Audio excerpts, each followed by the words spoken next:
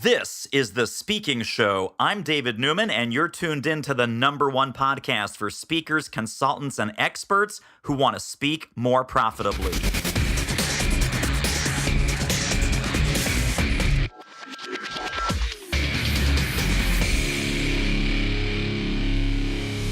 AJ Wilcox, welcome to The Speaking Show. Thanks so much, David. Excited to be here.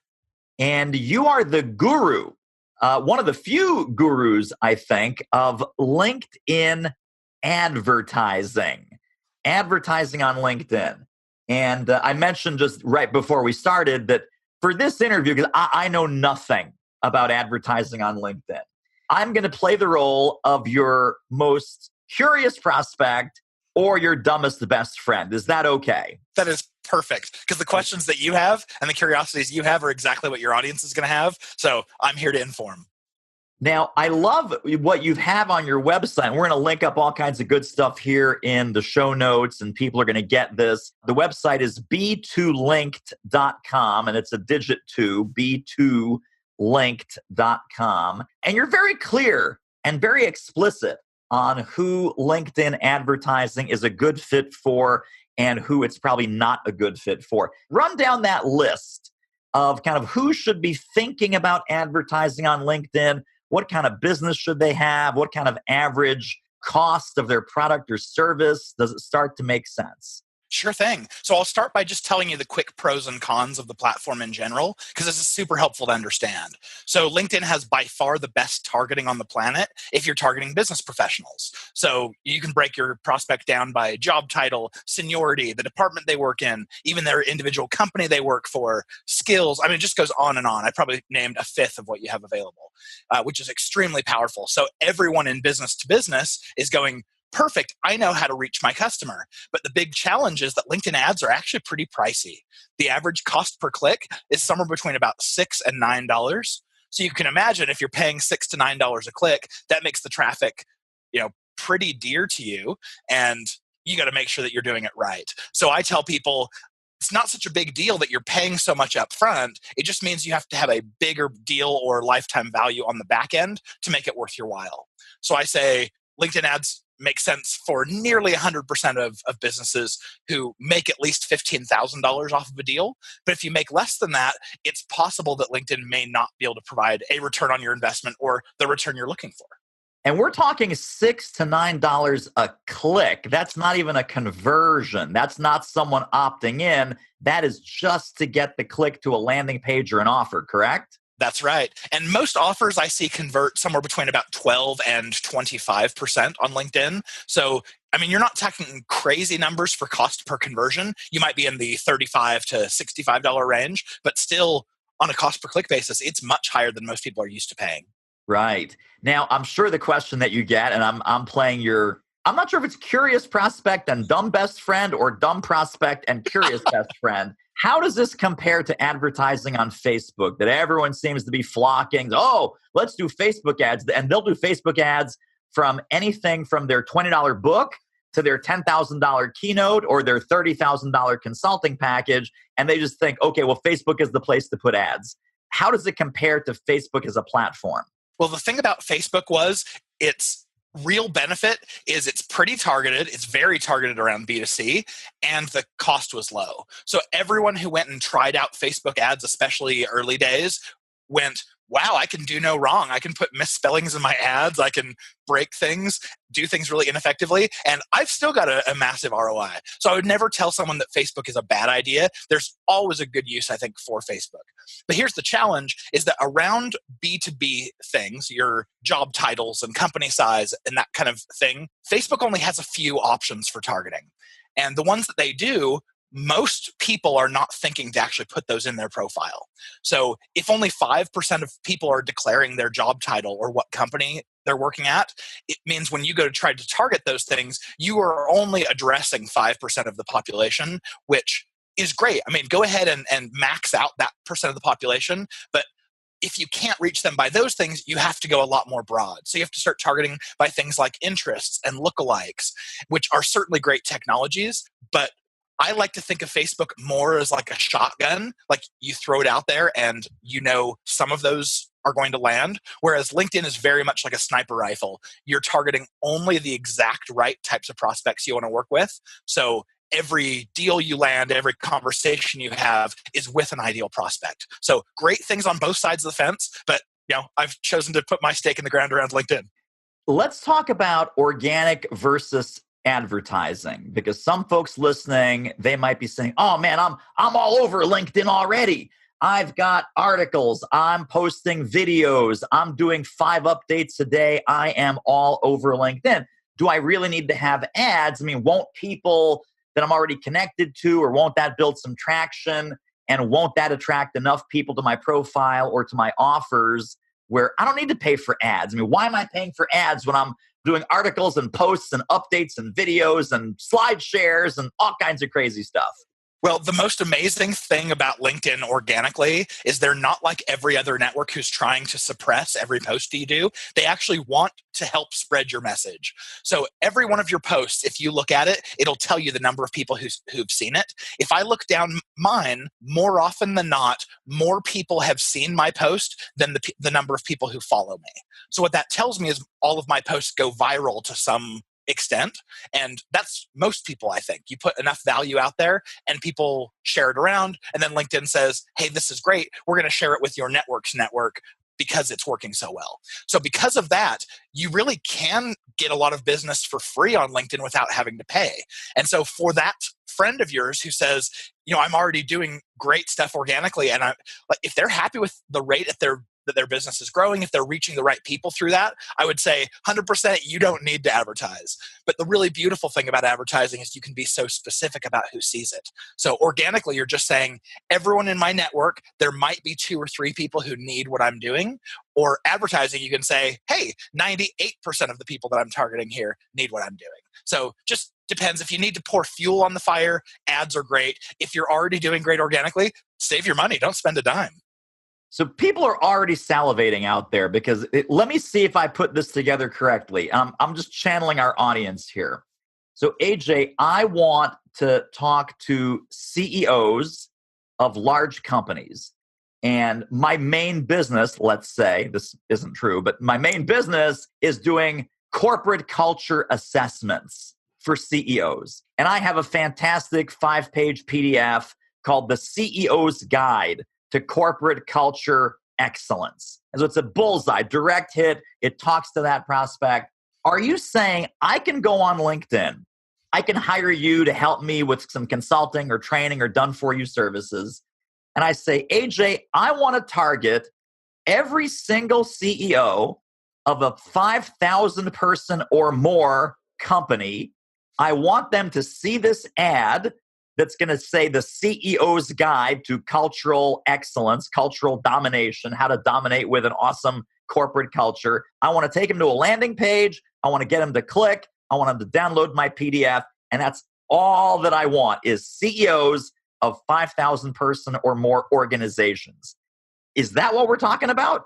Oh, yeah, it's the perfect use case. And you can even get more specific. You can say, I only want them to be tech CEOs of 5,000 or more companies in just the Western United States, or just in North America, or just in Europe. So, yeah, you can get so specific there. It's crazy. So now people, now that you map this out, I'm like, if that cost me $65 to lead, even if $100 for an opt-in, and I've got a $50,000 corporate culture consulting package, and let's say I close, if I talk to a CEO, I close 25% of them, right? I have 3 conversations, 4 say no thanks. 1 says, AJ, we got to bring you in. I'm going to spend $100 for each of those people. Maybe when they opt in, I just happen to pick up the phone and call them or LinkedIn message them.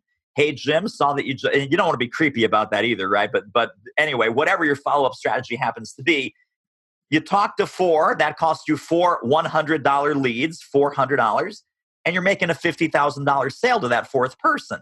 This is like taking candy from a baby now. That's right. But you have to understand that all of the work you put in beforehand to think, who is my target audience? What's the pain point they're feeling? What will they engage with? What can I offer them? I mean, you kind of glossed over the fact that you created this beautiful 5-page PDF with all of this research in it. But I think that's a little bit of a wall. It's a deterrent to a lot of marketers who just want kind of the easy fix. You put 20, 30 hours in and maybe thousands of dollars to creating this piece. And then you went and of course the advertising slotted in. It's the perfect audience with the perfect content and the perfect follow-up sequence. So yeah, don't downplay the amount of work that you did in this scenario, but that's exactly right. I mean, when you approach it as a sophisticated marketer with intent and purpose and solid strategy, those are the kinds of returns that we see. And you have to know your numbers, of course, too. You have to know things like, hey, 12% of people opt into this landing page. Maybe you have to upgrade the landing page. That's Maybe right. You have to, simplify it, change the graphics, change the copy, et cetera, and get that to 18% or 25% opt in. Then you need to know, okay, if I have a sales conversation with a CEO who's interested in this, what's my closing ratio? Is it 5%? Is it 25%? Is it 15%? And I mean, the beauty of digital advertising, I think, and certainly the way you're talking about it, it's a math problem. It's not guessing. We're not hoping. We're not winging it. It's basic kitchen table math, correct? That's right. Yep. And I think the challenge is most people are not coming with enough data that they know what their close rate is, or they know what opt-in rate is. They may know from Facebook, but of course they're targeting a whole bunch of people on Facebook that aren't relevant. And so we know when you move that same strategy over to LinkedIn, chances are your opt-in rate is going to be higher and your lead quality is going to be higher and your deal size is going to be much higher as well. But yeah, take data from wherever you got it. If you've got it from Facebook, if you've got it from Google, if you have it from organic, take your best stab at it. I mean, when you're just testing out the platform for the first time, what I tell people is go look at all of your assets in Google Analytics or whatever analytics package you're using and see which is the piece of content or the offer that has the highest conversion rate. Let's start with that. Just start with your best foot forward to your most core audience. And of course, if that works out great, you can always expand and grow from there. Hey, this interview is a real moneymaker. If you're serious about ramping up your reach and revenue as a speaker, trainer, or expert, book a confidential speaker strategy call with our team. The link is doitmarketing.com/call. It will be the most valuable 45 minutes you invest in your speaking-driven business. Speaking of value, let's get back to the show. The LinkedIn ads that you recommend, AJ, are they like internal? I know that LinkedIn had this like internal ads where like the landing page lived on LinkedIn, or is it best to go off to your own website or to a lead pages or something that is outside of the LinkedIn ecosystem?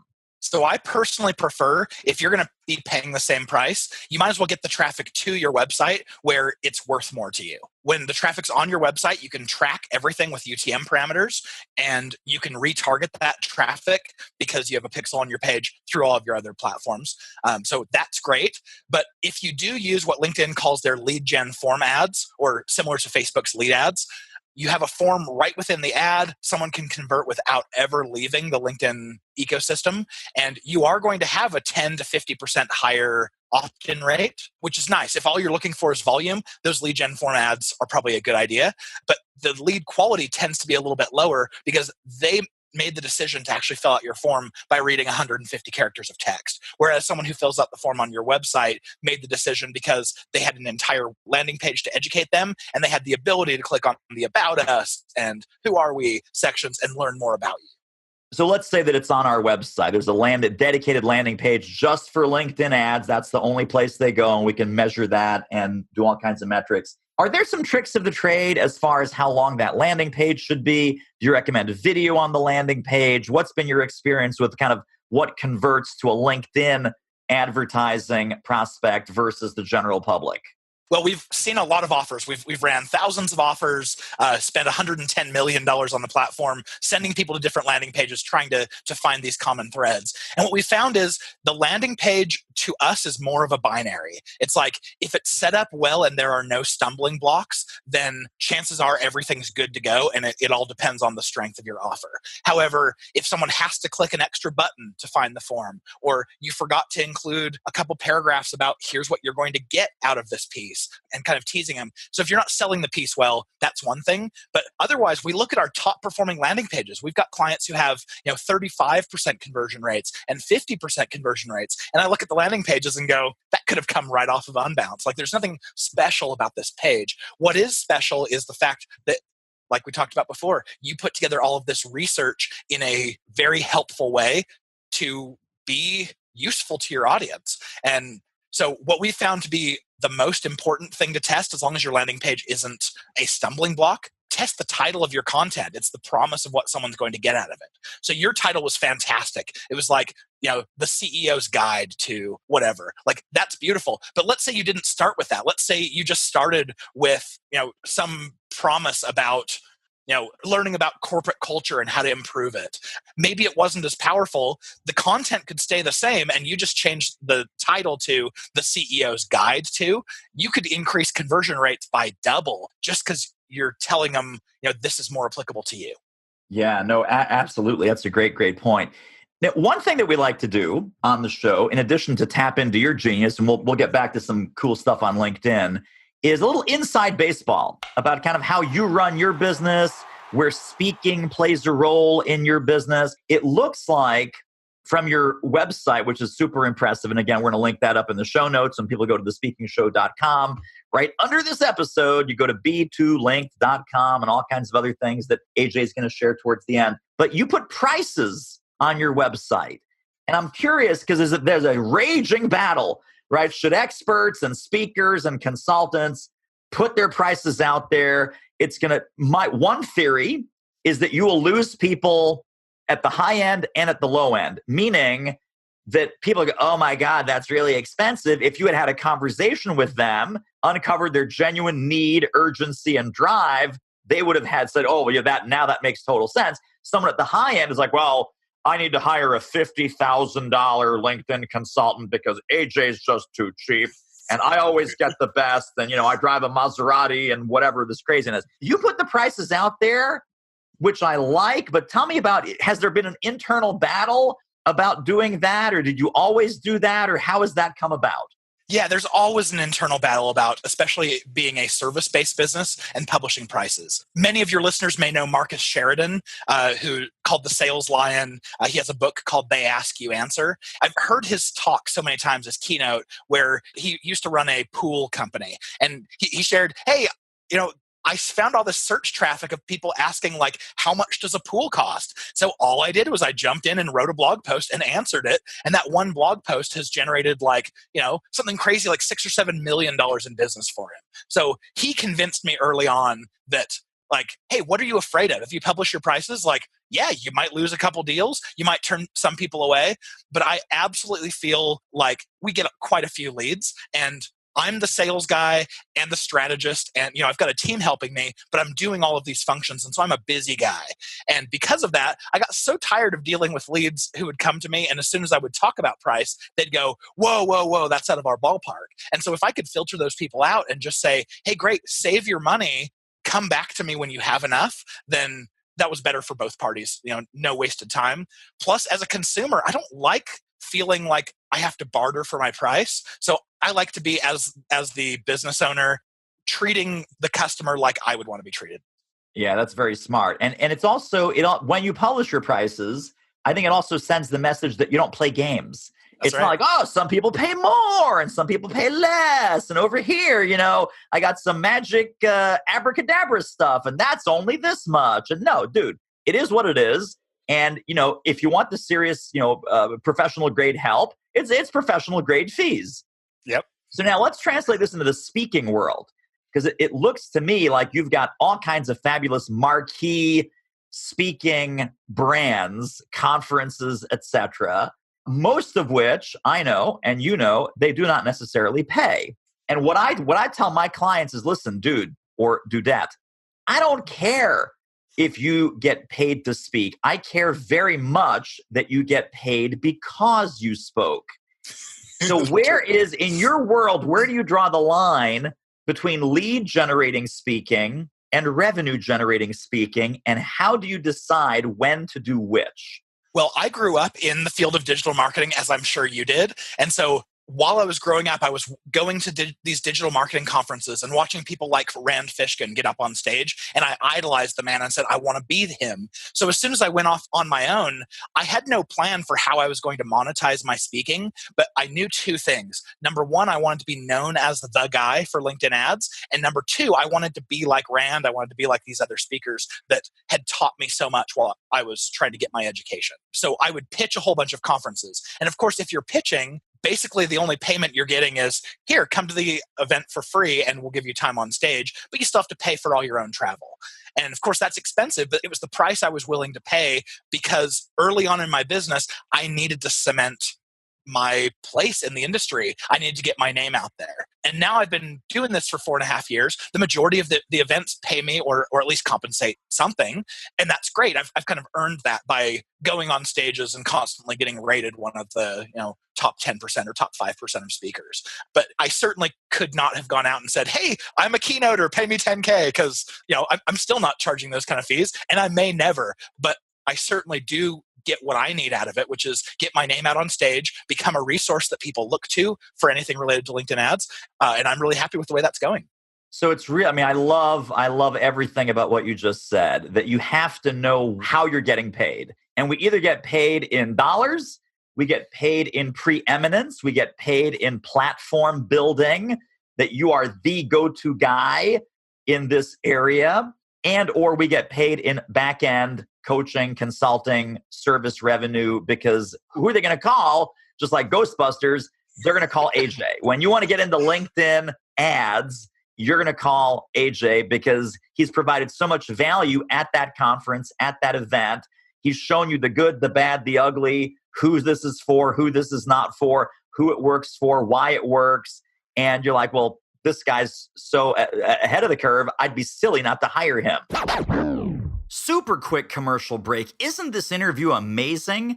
If you'd like to get more ideas on how to start or grow your speaking business fast, pop over to our free training at doitmarketing.com/webinar. Do you have any sort of metrics? Like, do you track?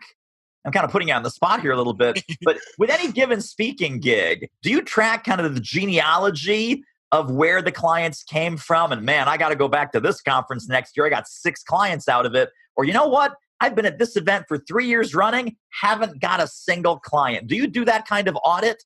I will qualify this and say for my clients, I am religious about tracking. I'm an absolute fanatic. But for myself, I came from the world of SEO, but like early on in my career, but does that mean that I want to go onto my website and spend hours, meticulously crafting my title tags and meta descriptions? No. So I don't know whether it's laziness or I want to leave the majority of it up to serendipity. But what I've decided early on is I'm going to put as much effort and time and money into establishing myself, putting myself out there, educating people, and some things are going to pay off and some aren't, but I'm not going to dwell on them. So each individual conference, of course, I keep in the back of my mind like, hey, I closed 2 big deals when I spoke at Inbound last year. That's pretty cool. I hope I'm invited back, but I don't actually track the metrics. There is a conference series that I decided to stop speaking at, not necessarily because I was tracking revenue, but just it was, I wasn't being treated like a first-class citizen there. And so I can make decisions like that. But in general, I try not to pay too much attention to those things because they might keep me from investing further into attracting an audience that could actually be really good for me. Got it. And that's a great way to think about it. Very, very healthy, very balanced. I want to talk to you about your business model evolution, because even when we go to the website, I was super impressed that you've got everything from account management, consulting, speaking, training, courses. And, I look at that, AJ, as kind of a spectrum of you teach it, you coach it, it's done with you, and it's done for you. And that's kind of the spectrum, right? Teaching is like information. Coaching is around implementation. Done with you is kind of like a co-pilot, like you're helping them, advising them on exactly what to do on a tactical, practical level. Or you know what? Give us the whole thing. Give us the whole thing. We will take it over. You no longer need to worry about it. Where did you start in your professional services journey? Like, what did you do first? And then when did you know and when did you add those other ways to work with you? Well, when I very first started the company, I only knew one thing. It was, I know LinkedIn ads really well, and most people don't. And so whoever needs help, however they need help, I want to be the one to give that to them. So I started out saying, hey, I'm a consultant.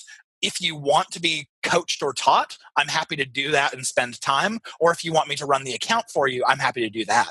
So the scope of what we offer really hasn't changed very much since the beginning, but the company has sure changed. Now I have a team of 3 full-timers and a small army of part-timers, and that's very different from when I very first started consulting. But when I very first started consulting, it was I'm a one-man shop, and I don't know if the niche of LinkedIn ads is going to be enough to even support my family. So this is a test. I just want to cast my net out there as wide as possible and see what works.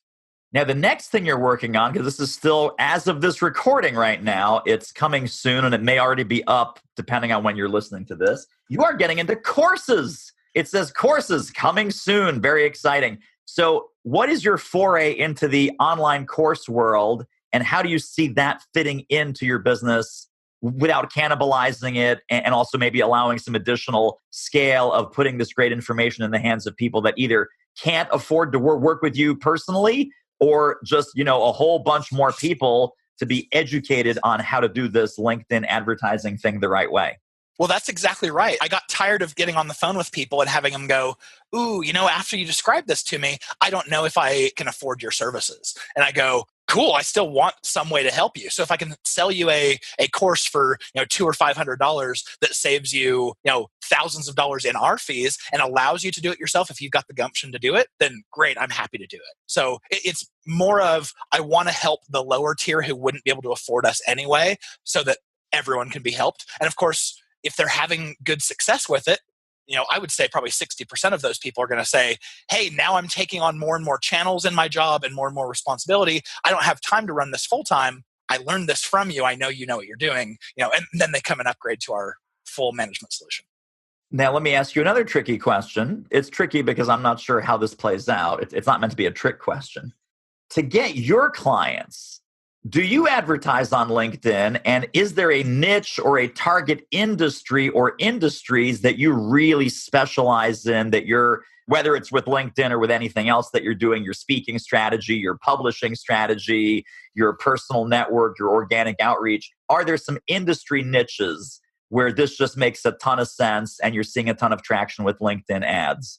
Well, what's so funny is I really do want to eat my own dog food as a company. Like, I want to be able to advertise for us, but because I don't have a sales guy, it's really just me and I'm also running the business. I have so many leads coming in that I can't give all of them, all of that attention that I would like to. And so because of that, when I was running ads and bringing in these leads, I was going, oh man, I can't, of course I can target the Fortune 500 who are really the ones who are spending big on LinkedIn and really need us. I can target them, but man, with 15 leads coming in a day, I can't stay on top of those, and I'm going to end up giving someone a bad experience. So even though I have accounts set up on Bing ads and Google ads and Facebook ads and LinkedIn ads, I have everything set up and my team is ready to run it. We have enough leads coming in, and I don't have a sales guy yet. So we'll see how the progression of that works. I will eventually advertise. Yeah, no, this is great. So right now, there's no paid advertising that's bringing you leads. Is that right? That's right. Yep, it's all inbound currently.